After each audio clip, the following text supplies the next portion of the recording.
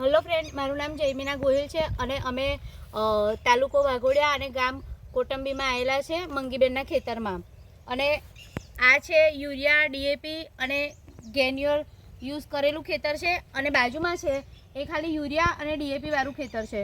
તો આપણે પહેલાં યુરિયા અને ડીએપી વાળા ખેતરની જડો ગણીએ.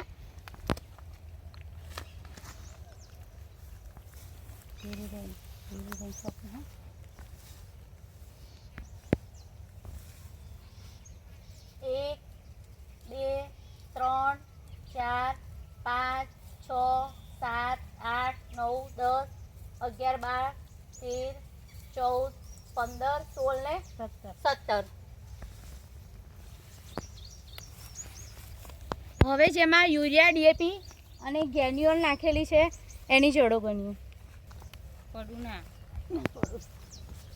પડે મને ના. 1, 2, 3, 4, 5, 6, 7, 8, 9, 10, 11, 12, 13, 14, 15, 16, 17, 18, 19, 20, 21, 22, 23, 24, 25, 27.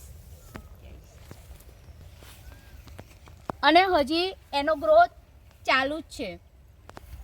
અને મંગીબેન હવે એમની જાતે કહેશે કે એમને કેવો અનુભવ છે આ વસ્તુ વાપરવાથી. મંગીબેન બોલો. આ વસ્તુ વાપરવાથી અને જડો મોટી થઈ અને એનું ઉત્પન્ન સારું છે.